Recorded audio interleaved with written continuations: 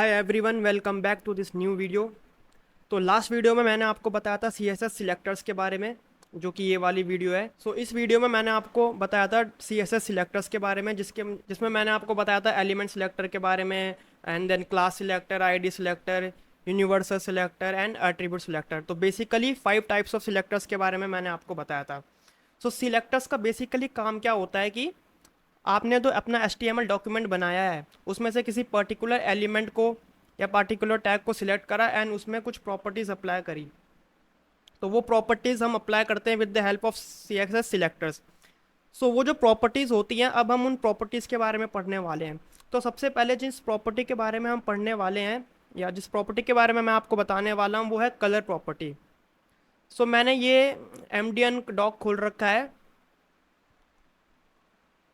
तो मैं थोड़ा ऊपर स्क्रॉल कर लेता हूँ। सो प्रॉपर्टीज़ के बारे में आपको बताने से पहले सबसे पहले मैं आपको बता दूँ कि हमने ऑलरेडी प्रॉपर्टीज़ के बारे में देख लिया। हमने ऑलरेडी कलर प्रॉपर्टी के बारे में देख लिया था, जिसमें मैंने आपको बैकग्राउंड कलर ऐड करना बताया था, या जैसे टेक्स्ट के कलर्स होते हैं उनको ऐड करना बताया था। बट इसमें थोड़ा और अंडरस्टैंडिंग बढ़ा रहे हैं हम अपने कलर्स की। तो सबसे पहले मैं आपको बताऊं कि नेम्ड कलर क्या होते हैं। तो named colour basically basic types of colours है जो सबसे पहले इंट्रोड्यूस हुए थे। ठीक है, जैसे बेसिक कलर्स में जैसे रेड हो गया, ब्लू हो गया, ब्लैक हो गया। ठीक है, अगर मैं नीचे स्क्रॉल करके दिखाऊं तो ये सारे वो कलर्स हैं जो कि बेसिक कलर्स हैं। ठीक है, जिनको एज अ स्टैंडर्ड लिया जाता है, जो कि बहुत पहले से यूज़ हो रहे हैं। एंड इसमें मोस्टली जो कलर्स हैं वो आपको रेनबो कलर्स दिखेंगे, लाइक जो विबग्योर्ड्स में होते हैं। देन इसके बाद जैसे जैसे टाइम बढ़ा तो हमारे पास 150 कलर्स के शेड और ऐड हो गए। ठीक है, जैसे ये एसाइज ब्लू हो गया, एक्वा हो गया, एज्यूरे, बिस्क्यू। ठीक है, तो ये सारे नए नए शेड्स आ गए हैं अब और ज़्यादा। तो इनकी हेल्प से आप अपनी वेबसाइट को और ज़्यादा ब्यूटीफुल कर सकते हो। ये देखो कितने सारे हैं ये।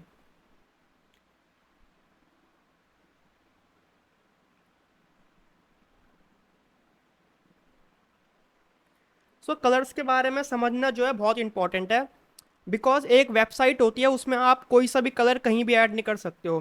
ठीक है, एक पर्टिकुलर कलर कहाँ पर ऐड होगा वो बहुत ज़्यादा मैटर करता है। एंड इस पर बेस्ड एक पूरी कलर थ्योरी होती है, जिसको आपको समझना होगा। And most of the websites में आपने देखा होगा कि मोस्टली 2 या 3 कलर्स ही वहाँ पर यूज़ होते हैं। जैसे अगर मैं आपको इसी वेबसाइट में बताऊँ तो यहाँ पर एक वाइट कलर यूज़ हो रखा है, एंड एक ये पेल ब्लू सा कलर यूज़ हो रखा है, ये आप देख रहे हो। सो जो मोस्ट ऑफ द वेबसाइट्स होती हैं वो 2 या 3 ही कलर्स का यूज़ करती हैं। तो इस चीज़ को ध्यान रखना होता है कि कौन सा कलर कहाँ पर यूज़ हो रहा है, कौन सी हेडिंग का क्या कलर है, कौन से पैराग्राफ का क्या कलर है, ताकि जो वेबसाइट है वो ब्यूटीफुल लगे। सो मूविंग अहेड, अब मैं आपको एक टूल के बारे में बताता हूँ जहाँ से आप अपनी वेबसाइट्स के लिए कलर सिलेक्ट कर सकते हैं। एंड टूल का नाम है colorhunt.co। क्या ये मुझे काफ़ी बेहतर टूल लगा, जिसमें बेसिकली होता ये है कि आपको कलर्स के कई सारे पैलेट्स मिल जाते हैं। ठीक है, जैसे ये हो गया एक पैलेट, ये दूसरा पैलेट, ऐसे यहाँ पर बहुत सारे पैलेट्स मिल जाते हैं जिनको आप यूज़ कर सकते हो डायरेक्टली। अब वो कैसे यूज़ करना है, फॉर एग्जाम्पल, ठीक है, तो इस पैलेट में 4 शेड्स हैं। This is basically a hex code of this colour. ठीक है, अगर मैं इस पर क्लिक करूँ, सो आप सिंपली इस कोड को यहाँ से कॉपी करके इस कोड को यूज़ कर सकते हो। ठीक है, ये कोड जो है पर्टिकुलरली इस शेड के कलर को रिप्रेजेंट करता है।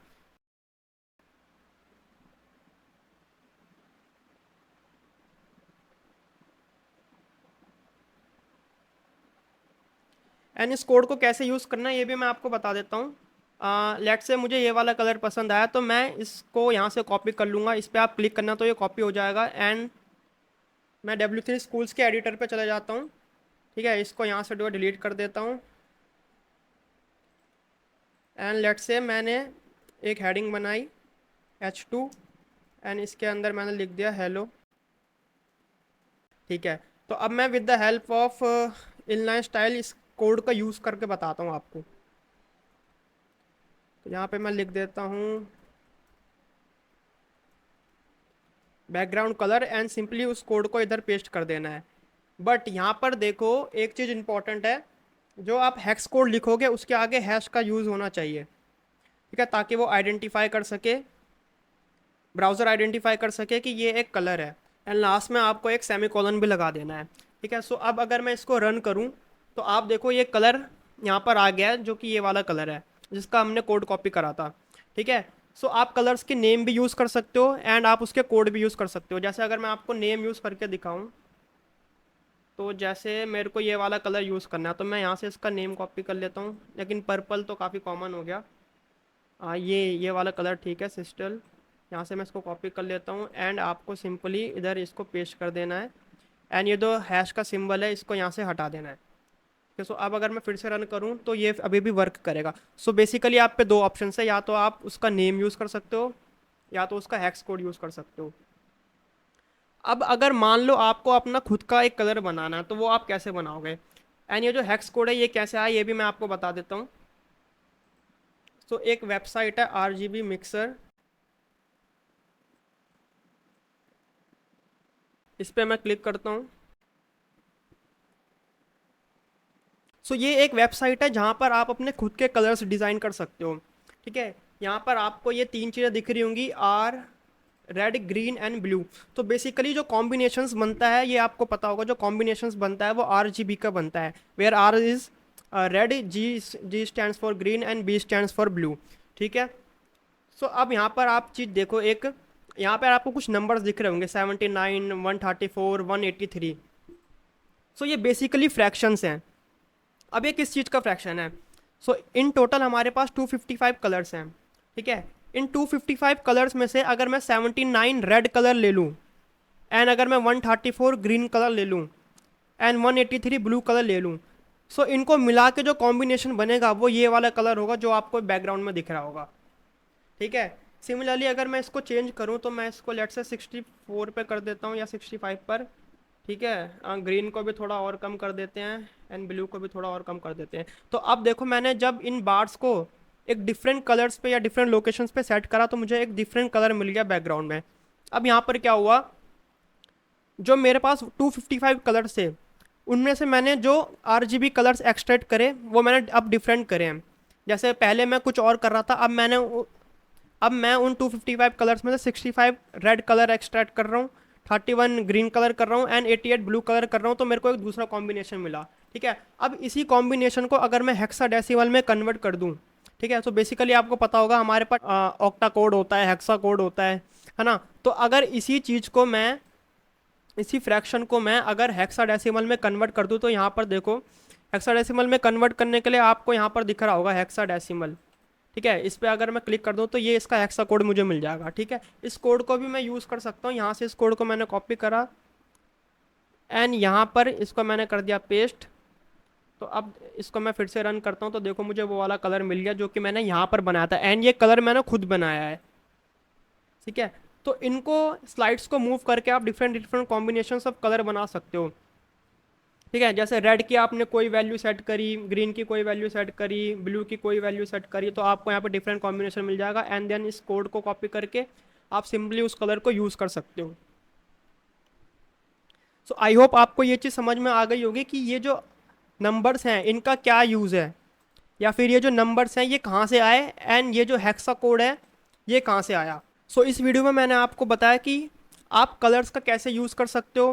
ठीक है। मैंने आपको इस कलर हंट वाली वेबसाइट के बारे में भी बताया जहाँ पर आप डिफरेंट कलर्स यूज़ कर सकते हो। ठीक है। एंड इसके बारे में मैं आपको एक और चीज़ बता देता हूँ, ये जो पैलेट्स हैं इनका मैं आपको एक और यूज़ बता देता हूँ जो कि मुझे काफ़ी बढ़िया लगता है, कि ये जो पैलेट्स हैं ये जिस कॉम्बिनेशन में अरेंज है ना उनका एक मीनिंग है।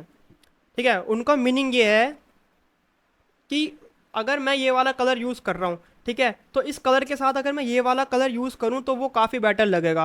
मतलब बेसिकली ये जो पैलेट्स हैं ये इस कॉम्बिनेशन में बनाए गए हैं कि आप अगर किसी इस वाले पैलेट का किसी एक कलर यूज़ कर रहे हो तो ये वेबसाइट आपको रिकमेंड कर रही है कि आप दूसरा कलर इन्हीं में से कोई यूज़ करो। ठीक है। ताकि जो कलर कॉम्बिनेशन है वो बढ़िया लगे। समझ रहे हो। जैसे फॉर एग्जाम्पल अगर मैं यहाँ पर जाकर मैं ये वाला कलर यूज़ कर रहा हूँ, इस यहाँ से मैंने इस कोड को कॉपी करके ये वाला कलर यूज़ करा। ठीक है। एंड यहाँ पर जो है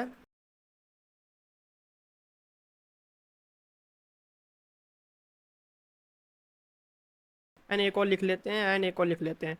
ठीक है। तो लेट्स से मैंने पहली वाली जो हेडिंग है उसमें ये वाला कलर यूज़ करा, 7B तक है ये। ओके। एंड ये जो दूसरी वाली हेडिंग है इसमें मैंने ये वाला कलर यूज़ करा एंड तीसरी वाली हेडिंग में ये वाला कलर यूज़ करा एंड लास्ट हेडिंग में ये वाला। एंड अगर मैं इसको रन करूं तो ये जो कॉम्बिनेशन बना, तो वेबसाइट आपको रिकमेंड कर रही है कि आप यही कॉम्बिनेशन यूज़ करो ताकि वो थोड़ा बेटर लगे। जैसे मैं बैकग्राउंड में ये वाला कलर यूज़ कर सकता हूँ क्योंकि ये लाइट है, ठीक है। टेक्स्ट में मैं ये वाला कलर यूज़ कर सकता हूँ जो मैंने H1 हेडिंग पर लगाया है ना। तो इस तरीके से आप इस वेबसाइट को यूज़ कर सकते हो। सो आज की इस वीडियो में बस इतना ही। मैंने आपको बताया कॉम कलर्स के बारे में एंड कलर्स की प्रॉपर्टीज़ के बारे में, आरजीबी के बारे में, हेक्साडेसिमल के बारे में, एंड कैसे आप इन कॉम्बिनेशंस को यूज़ कर सकते हो अपनी वेबसाइट को और ज़्यादा ब्यूटीफुल बनाने के लिए। सो आज की इस वीडियो में बस इतना ही। अगर आपको ये वीडियो अच्छी लगी तो वीडियो को लाइक कर देना एंड चैनल को सब्सक्राइब कर देना।